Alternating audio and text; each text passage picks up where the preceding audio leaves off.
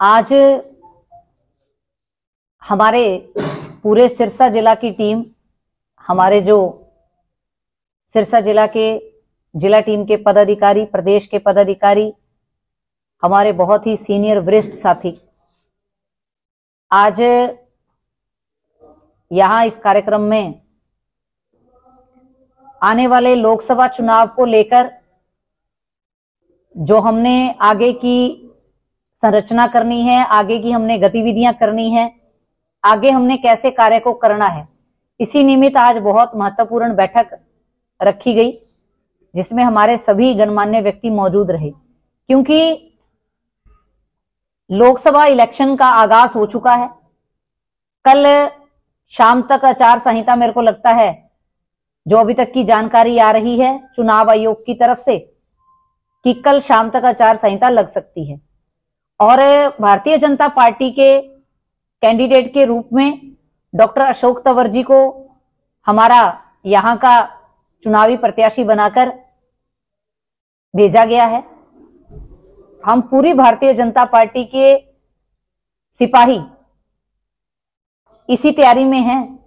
कि हमारे प्रत्याशी का हम भव्य स्वागत करते हुए इस चुनाव का आगाज करेंगे और निरंतरता से, जैसे कि पहले से ही भारतीय जनता पार्टी आप देख रहे हैं कि लगातार अन्य अन्य माध्यमों से, हमारे मोर्चों के माध्यम से, हमारी मेन बॉडी की तरफ से अलग अलग कार्यक्रमों का आयोजन किया जा रहा है। जिसमें पिछले ही दिनों ने आपने देखा होगा कि गांव चलो अभियान हमारा जो रहा, उसमें हमारे जो कार्यकर्ता हैं वो गांव में हर एक घर तक पहुंचे, हर एक व्यक्ति तक पहुंचे। इसी तरह से ही हमारे जितने भी मोर्चे हैं, महिला मोर्चा के माध्यम से हम लोग ने मोदी मैराथन दौड़ की, महिलाओं के अलग अलग विधानसभा वाइज बड़े सम्मेलन हुए जिनको आप सबों ने बखूबी देखा कि कितनी अच्छी संख्या के अंदर ये कार्यक्रमों का आयोजन हुआ। भारतीय जनता पार्टी का हर एक कार्यकर्ता बहुत उत्साह के अंदर है, बहुत हर्ष के साथ वो इसी दिन का इंतजार करता है कि कब हमारे चुनाव का आगाज होगा, कब हमारा कैंडिडेट की घोषणा होगी और कब हम एक बारात के रूप में हमारे दूल्हे का स्वागत करें और बारात के रूप में हम लोग बारात चढ़ने का पूरा इंतजार कर रहे हैं।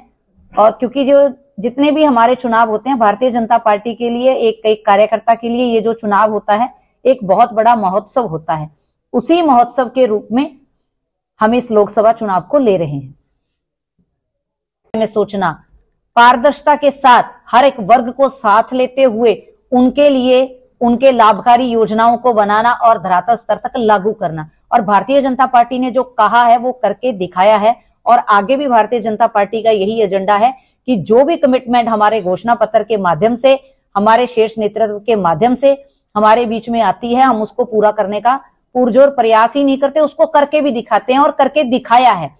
370 धारा को हटाना हमारा एक एजेंडा था जिसको हमने करके दिखाया। राम मंदिर बनाना हमारे भारतीय जनता पार्टी का हमेशा से सपना रहा, उसको हमने साकार करके दिखाया। जितने भी ऐसे बड़े बड़े 3 तलाक को हटाना था उसको हटा के दिखाया। और आगे भी जो हमारे भारत देश के हित के कार्य होंगे उसके लिए भारतीय जनता पार्टी वचनबद्ध है और अपने वचनबद्धता के साथ इस काम में लगी है कि कैसे हमने भारत को एकजुट, जो हमारे किसी ना किसी रूप से राजनीतिक पार्टियों ने अपने व्यक्तिगत लालच के कारण हमारे अखंड भारत को खंड कर दिया था, हमारे कश्मीर को, हमारे कश्मीर के आधे हिस्से को हमसे छीन लिया गया था, कैसे हम उसको एक करें, कैसे हम जो चीन ने हमारा आधा हिस्सा हथियार रखा है उसको हमने वापस कैसे लें, कैसे हम पीओके के ऊपर हमारा भारतीय जनता पार्टी का जो कार्यकर्ता है इन सपनों को साकार करने के लिए दिन रात लगा हुआ है, हमारा शीर्ष नेतृत्व लगा हुआ है। और कल का जो कार्यक्रम है हमारे लिए बड़ा विशेष कार्यक्रम है। कल हम भारतीय जनता पार्टी का एक एक सिपाही, कल क्योंकि अशोक तंवर जी का